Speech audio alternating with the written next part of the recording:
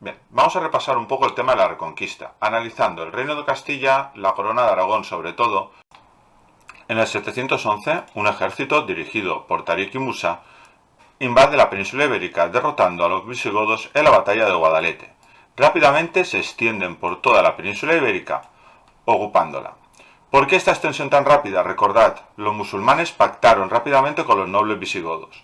¿Consiguen conquistar toda la península ibérica y dejar prácticamente sin oposición? No, un pequeño núcleo resiste.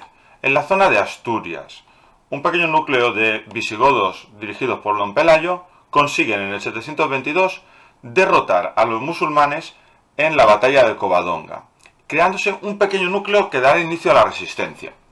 Bien, este pequeño núcleo se va expandiendo poco a poco hacia Galicia y hacia la marca hispánica.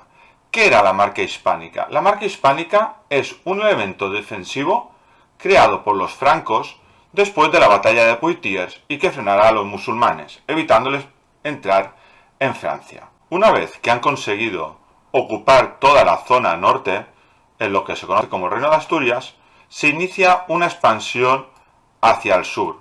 Una expansión aprovechando la debilidad del Emirato, con lo cual se consigue llegar hasta el río Duero, lo que crea aquí una frontera natural. Bien, en el siglo X hay cambios en Al-Ándalus. El Emirato es sustituido por el Califato, y los califas de Córdoba serán poderosos, y conseguirán atacar los reinos cristianos. Atacarán dentro de la zona de León y la zona de la marca hispánica. Llegarán a Santiago de Compostela, a León, y los reinos cristianos se verán obligados a pagar impuestos para no ser conquistados. Pero ¿qué sucede posteriormente, en torno al año 1031? Que el califato se divide en pequeños reinos taifas. Y este es el momento que aprovechará el reino de León para expandirse hacia el sur. Una expansión bastante rápida. En 1085 conquistan Toledo. Ya han avanzado toda esta zona. Avanzan hacia el sur rápidamente, pero habrá un problema, que serán frenados en el siglo XI. ¿Por quién?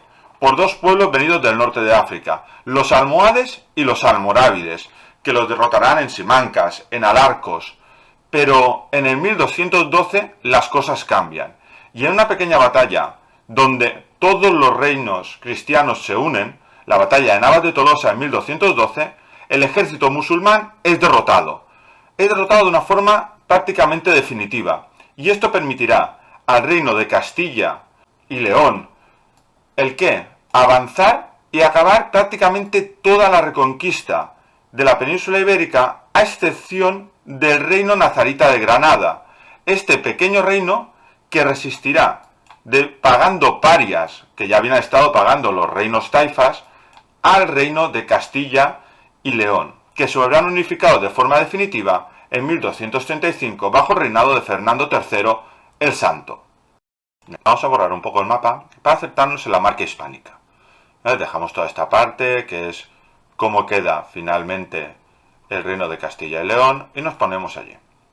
Fijaros, el reino que antes se independizará, o el condado, mejor dicho, que antes se independizará creándose un reino independiente, es el reino o el condado de Pamplona, que en el siglo IX, con Íñigo Arista, será totalmente independiente. Este reino de Pamplona irá cogiendo influencia en los condados vecinos, Aragón, Sobrarbe y Ribagorza.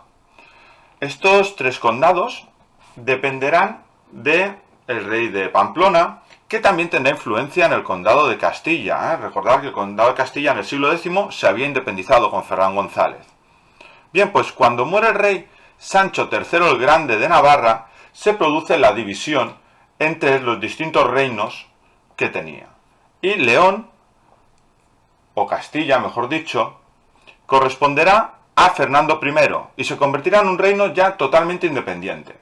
Pamplona quedará para el hijo primogénito, García Sancho, mientras que Aragón quedará para Ramiro I y Sobrarbe y Ribagorza para Gonzalo. Pero ¿qué pasa? Que a Ramiro no le gusta esta división y su hermano Gonzalo morirá envenenado. Y Ramiro aprovechará para unificar los dos reinos, los dos condados, con el suyo, con Aragón, creando la Corona de Aragón, que iniciará una expansión hacia la zona de Zaragoza para llegar al río Ebro, que marca una frontera natural en el siglo XI. Bien, ¿qué sucede en el resto de los condados?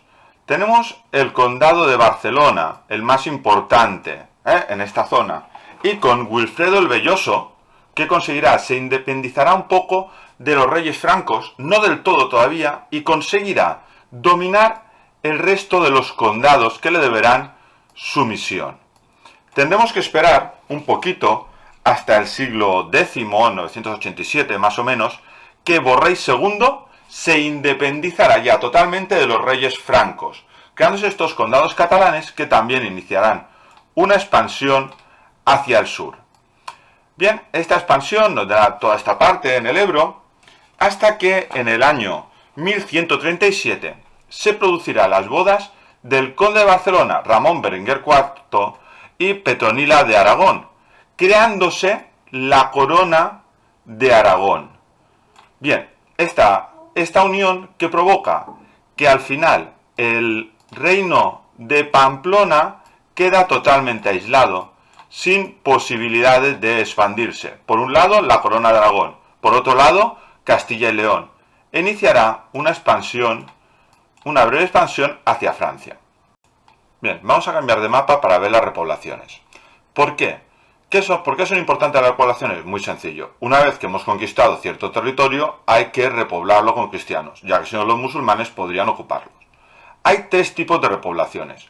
Unas primeras repoblaciones en esta zona en Lila, que son las repoblaciones libres. ¿Qué significa esto? Que gente cristiana del sur avanza hacia el norte, encuentra una parcela que le gusta y la ocupa, y se pone a cultivarla. Bien, ¿qué pasa a partir del siglo XI? Claro, la zona ya más peligrosa, es la zona entre el Duero y el Tajo. Los musulmanes están cerca. Y por eso se hace una repoblación comunal. ¿Qué significa esto? Que los reyes dan una serie de derechos a la gente que va. Entre ellos está el poder autogobernarse, el tener una exención de impuestos. Y es en esta zona, aquí ya en un color verde. ¿Qué pasa en la zona amarilla y lila? Esta zona entre amarilla y lila se da a órdenes militares, a órdenes religiosas militares para que defiendan el territorio, y se dan también grandes posesiones, grandes latifundios. ¿Por qué? Porque no hay mucha gente. ¿Y esto qué marca? Esto nos marca la distribución agrícola en España prácticamente hasta el siglo XXI. Zona norte, pequeñas propiedades. Zona media de Castilla, propiedades medias con pueblecitos. A medida que bajamos hacia el sur, encontramos los grandes latifundios, con olivos, dehesas, etc. Bien, volvemos a cambiar de mapa.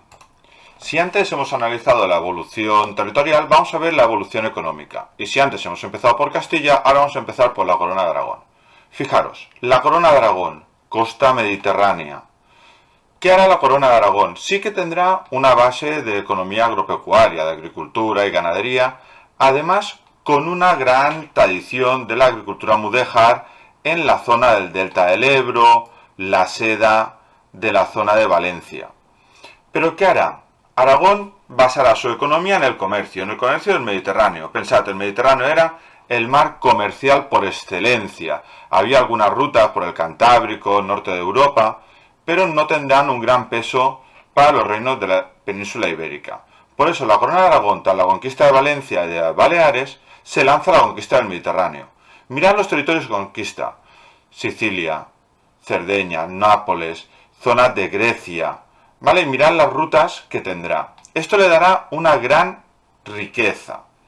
Claro, al darle una gran riqueza, ¿qué se desarrollará? Se desarrollará una gran burguesía comercial. Una burguesía que pondrá límites al poder del rey. Y el rey tendrá que pactar. Y tendrá que pactar en cada una de las cortes que forman el reino. Tendrá que pactar en las cortes catalanas, en la corte de Aragón y en la corte valenciana. Y de esta manera los burgueses podrán limitar su poder. Cosa que no sucede en la Corona de Castilla.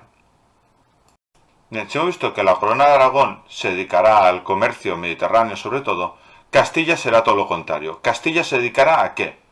A la economía agropecuaria y sobre todo a un producto, la lana, la oveja merina. Una lana de gran calidad, pero ¿qué pasará con esta lana? que la lana se exportará desde los puertos del Cantábrico hacia Flandes e Inglaterra.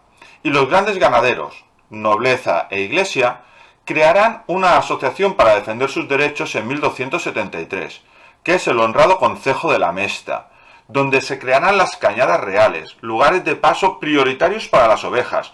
Las ovejas tendrán acceso a las fuentes, tendrán acceso a los campos, y esto provocará el que los campesinos tengan siempre algunos enfrentamientos con los ganaderos. Pero al ser esto lo que genera grandes riquezas al reino y están en manos de los grandes nobles, no tendrá mucho poder. Fijaros hasta qué punto era importante la ganadería trashumante, que hoy en día se conservan cañadas reales y se sigue como forma de fiesta usando una de las cañadas, que es la Gran Vía de Madrid, por donde cada año se realiza la trashumancia a las ovejas. Al haber esta gran fuerza de la nobleza, provocada por la Reconquista, por los repartos de las grandes propiedades latifundistas desde el Tajo hacia el sur, ¿qué tenemos? Que las cortes tendrán mucha fuerza, el rey tendrá mucho poder, y esto generará que no se desarrolle una burguesía, que no se desarrollen núcleos textiles en Castilla. Sí, un poquito Segovia, Toledo, Cuenca, pero no mucho más. Por lo tanto, ahí tenemos una gran diferencia. La corona de Castilla, un rey con mucha fuerza y con gran predominio de la agricultura y la ganadería. Corona de Aragón, el rey tiene mucha menos fuerza y se desarrolla la burguesía. Bien, a mediados del siglo XIV y en el siglo XV es un periodo de bastantes crisis. 1348, epidemia de peste negra que asola toda Europa. La península ibérica no se libra de ello. Momento de conflictos internos, momento de enfrentamientos, la guerra civil de Castilla entre Enrique de Trastámara y Pedro I. En la corona de Aragón, la muerte de Martí el Humá en 1410 y el compromiso de Caspe. La revuelta de los irmandiños en Galicia, provocada ¿por qué? Por el abuso de los nobles contra los ciudadanos, contra los municipios. En la corona de Aragón, la revuelta de los países remensa, de los campesinos de remensa. El enfrentamiento entre la Busca, los pequeños burgueses de la zona de Cataluña, contra la Viga, contra los grandes nobles. Todo ello generará un momento de caos, de tensión, que no podemos olvidar que a la vez hay conflictos con los musulmanes, hay los ataques a los barrios judíos, los pogromos. Es decir, es un momento bastante complicado. Bien, espero que este vídeo os haya servido para repasar un poquito lo que es la Reconquista. Hemos hecho un repaso muy rápido, pensad, nos hemos dejado algunas cosas y es un tema mucho más complejo.